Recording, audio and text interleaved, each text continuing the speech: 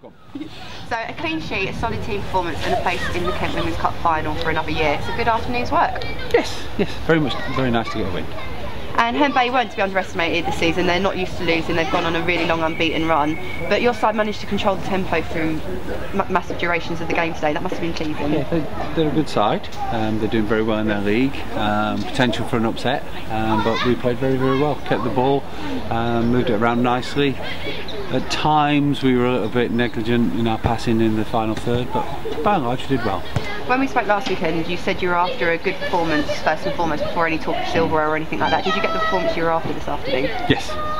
And what, any particular highlights or areas of positivity that you can reflect on?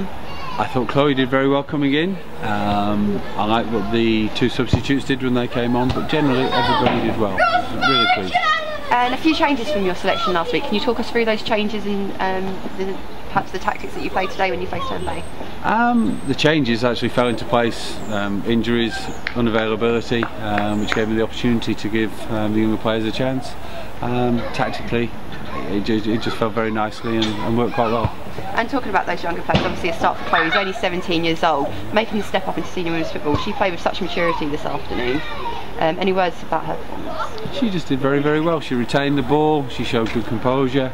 It would have been nice for her to get a goal, but sadly that didn't happen. Not that she had any massive great opportunities, but she did very well. Really pleased. And you also handed debuts to the academy girls who you work with on a weekly basis. How nice is it to hand the opportunity to them? It's very nice.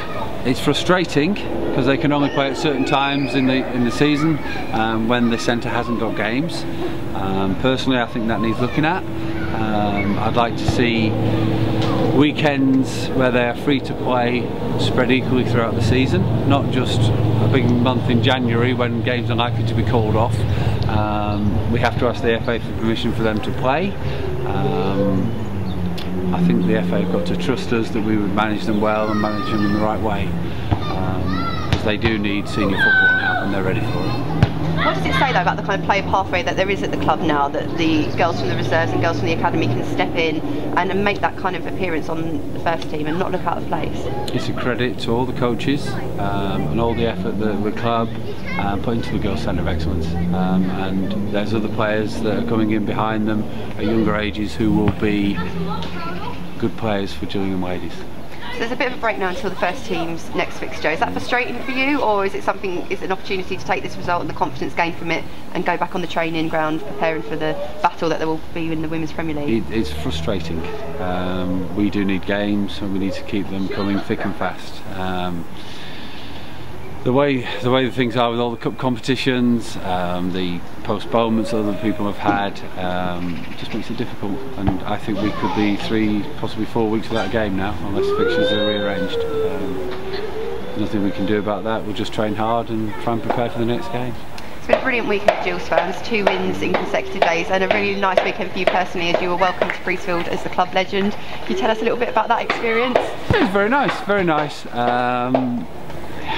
You always think, when you step out onto the turf when you've been away for 20 years or such, that you might get the odd murmuring, but the reception I received was excellent, and credit to all the fans, and I'd like to thank them for it. And it was nice to get a win.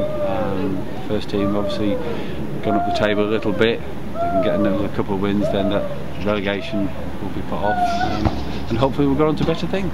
Brilliant, thank you very much. You're welcome.